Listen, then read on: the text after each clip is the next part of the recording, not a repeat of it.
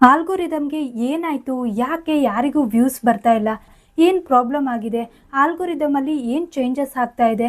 ಯೂಟ್ಯೂಬಲ್ಲಿ March April ಬಂದರೆ ನಿಮಗೆ ಚೇಂಜಸ್ಸು ತುಂಬಾ ಚೇಂಜಸ್ ಆಗಿದೆ. ಆಲ್ಗೋರಿದಮ್ಮು ಫಸ್ಟು ಯಾರಿಗೂ ವ್ಯೂಸೇ ಬರ್ತಾ ಇಲ್ಲ. ಅದಕ್ಕೆ ಕಾರಣ ಏನು, ಯಾಕೆ ವ್ಯೂಸ್ ಬರ್ತಾ ಇಲ್ಲ, ಇದ್ರ ಬಗ್ಗೆ ಎಲ್ಲದನ್ನು ಕಂಪ್ಲೀಟಾಗಿ ನಾನು ನಿಮಗೆ ಹೇಳ್ತೀನಿ.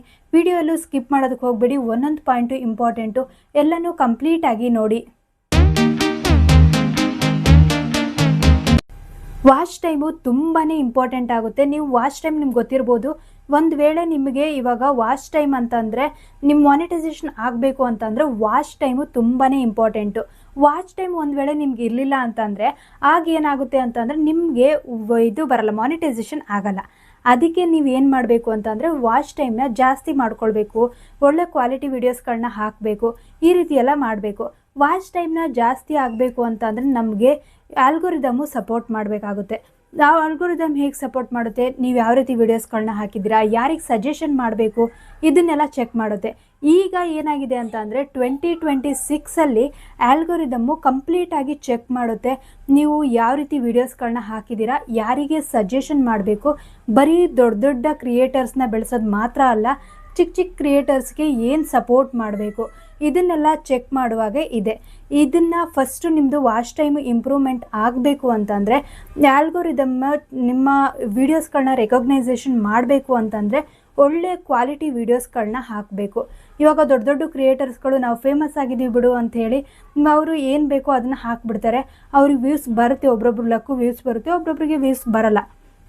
ಆದರೆ ಸಣ್ಣ ಸಣ್ಣ ಕ್ರಿಯೇಟರ್ಸ್ಗೆ ಏನಾಗುತ್ತೆ ಅಂತಂದರೆ ನಾವು ವೀಡಿಯೋಸ್ ಹಾಕಿದ್ಮೇಲೆ 10-20 ವ್ಯೂಸ್ ಬಂದುಬಿಟ್ಟು ಆಮೇಲೆ ಬರಲಿಲ್ಲ ಅಂತ ಹೇಳಿದ್ರೆ ಬೇಜಾರಾಗುತ್ತೆ. ಅದಕ್ಕೆ ಎಲ್ಲರಿಗೂ ಸಮನಾಗಿ ಆಲ್ಗೋರಿದಮ್ಮು ಚೆಕ್ ಮಾಡುತ್ತೆ. ಅವ್ರು ಡಿಸ್ಕ್ರಿಪ್ಷನ್ ಹೆಂಗೆ ಹಾಕಿದ್ದಾರೆ, ಟೈಟಲ್ ಹೆಂಗೆ ಹಾಕಿದ್ದಾರೆ, ತಮ್ನೇಲ್ ಹೆಂಗೆ ಹಾಕಿದ್ದಾರೆ, ಇದನ್ನೆಲ್ಲ ಚೆಕ್ ಮಾಡಿ ಕೌಂಟ್ ಮಾಡುತ್ತೆ. ಇದನ್ನೆಲ್ಲ ನೋಡಿಕೊಂಡು ನಿಮ್ಮ ವೀಡಿಯೋಸ್ಗಳನ್ನ ಬೇರೆಯವರಿಗೆ ಪುಷ್ ಮಾಡುತ್ತೆ. ನೀವು ಚೆನ್ನಾಗಿ ವೀಡಿಯೋಸ್ಗಳನ್ನ ಮಾಡಿಲ್ಲ ಅಂತ ಅಂದರೆ ವೀಡಿಯೋಸ್ನ ಬೇರೆಯವರಿಗೆ ಪುಷ್ ಮಾಡಲ್ಲ. ನಿಮ್ಮ ವೀಡಿಯೋಸ್ನಲ್ಲಿ ವಾಚ್ ಟೈಮ್ ಚೆನ್ನಾಗಿ ಬರ್ತಾ ಇಲ್ಲ, ವ್ಯೂಸ್ ಚೆನ್ನಾಗಿ ಬರ್ತಾ ಇಲ್ಲ ಅಂತ ಹೇಳಿದ್ರೆ ಪುಷ್ ಮಾಡಲ್ಲ. CTR ನಿಮ್ಗೆ ಗೊತ್ತೇ ಇರುತ್ತೆ. CTR ಅಂತ ಅಂದರೆ ಕ್ಲಿಕ್ ಥ್ರೂ ರೇಟ್. CTR ಒಂದು ವೇಳೆ ನಿಮ್ಮದು ಕಡಿಮೆ ಇದೆ ಅಂತ ಅಂದರೆ, ನಿಮ್ಮ ವೀಡಿಯೋಸ್ಗಳನ್ನ ನೋಡಿಬಿಟ್ಟು ಕ್ಲಿಕ್ ಮಾಡಿಬಿಟ್ಟು ಬಿಡ್ತಾ ಇದ್ದಾರೆ, ಅದು ಕಡಿಮೆ ಇದೆ ಅಂತಂದರೆ ಆಗಲೂ ನಿಮ್ಮ ವೀಡಿಯೋಸ್ದು ಪ್ರಾಬ್ಲಮ್ ಆಗುತ್ತೆ. ಏನು ಮಾಡಬೇಕು, CTR ಜಾಸ್ತಿ ಆಗಬೇಕು ಅಂತಂದರೆ ತಮ್ನೇಲ್ನ ಟೈಟಲ್ನ ಕರೆಕ್ಟಾಗಿ ಹಾಕಬೇಕು. ಆಗ ಆಲ್ಗೋರಿದಮ್ಗೆ ಅದು ರೆಕಗ್ನೈಸ್ ಆಗಬೇಕು. ನಿಮ್ಮ ವೀಡಿಯೋಸಲ್ಲಿ ಒಳ್ಳೆ ವ್ಯೂಸ್ಗೆ ಬೇರೆಯವರಿಗೆ ಸಜೆಸ್ಟ್ ಮಾಡಬೇಕು ಅಂತಂದರೆ ಚೆನ್ನಾಗಿ ಕ್ವಾಲಿಟಿ ವೀಡಿಯೋಸ್ಗಳು ಮಾಡೋದ್ರ ಜೊತೆಗೆ ತಮ್ನೇಲು ಟೈಟಲು ತುಂಬಾ ಇಂಪಾರ್ಟೆಂಟ್ ಆಗುತ್ತೆ. ನಿಮ್ಮ ವೀಡಿಯೋಸ್ಗಳು ತಮ್ನೇಲ್ ಚೆನ್ನಾಗಿತ್ತು ಅಂತ ಹೇಳಿದ್ರೆ ಡೆಫಿನೆಟ್ಲಿ ಕ್ಲಿಕ್ ಮಾಡಿ ನೋಡ್ತಾರೆ. ಈಗ ನಿಮ್ಮ ವೀಡಿಯೋಸ್ನ ನೀವು ಯೂಟ್ಯೂಬಲ್ಲಿ ಸ್ಟುಡಿಯೋ ಇದೆ ಅಲ್ವಾ, ಆ ಸ್ಟುಡಿಯೋದಲ್ಲಿ ಹೋಗಿರುತ್ತೆ, ಅಲ್ಲಿ ನೀವು ಚೆಕ್ ಮಾಡ್ಬೋದು ಯೂಟ್ಯೂಬ್ ಎಷ್ಟು ಜನಕ್ಕೆ ನಿಮ್ಮ ವೀಡಿಯೋಸ್ಗಳನ್ನ ರೆಕಮೆಂಡ್ ಮಾಡಿದೆ ಅಂಥೇಳಿ ಅಲ್ಲಿಗೆ ಗೊತ್ತಾಗುತ್ತೆ. ಒಂದು ವೇಳೆ ನಿಮ್ಗೆ ಗೊತ್ತಾಗ್ತಾ ಇಲ್ಲ, ಅದು ಎಲ್ಲಿ ಚೆಕ್ ಮಾಡಬೇಕು ಅಂತ ಗೊತ್ತಾಗ್ತಾ ಇಲ್ಲ ಅಂದರೆ ನನಗೆ ಕಮೆಂಟ್ ಮಾಡಿ, ನಾನು ಎಲ್ಲಿ ಚೆಕ್ ಮಾಡಬೇಕು ಅಂಥೇಳಿ ನಿಮಗೆ ತೋರಿಸ್ತೀನಿ. ಅಲ್ಲಿ ನಿಮಗೆ ಟೈಪ್ ಮಾಡಿ ಶೇರ್ ಮಾಡ್ತೀನಿ, ಅಲ್ಲಿ ನೀವು ಚೆಕ್ ಮಾಡ್ಕೊಳ್ಳಿ. ಆಗ ಯೂಟ್ಯೂಬು ನಿಮ್ಮ ಚಾನಲ್ನ ರೆಕಗ್ನೈಸ್ ಮಾಡ್ತಾ ಇದೆಯಾ ಇಲ್ವಾ, ಬೇರೆಯವರಿಗೆ ರೆಕಮೆಂಡ್ ಮಾಡ್ತಾ ಇದೆಯಾ ಇಲ್ಲ, ಎಲ್ಲ ಗೊತ್ತಾಗುತ್ತೆ.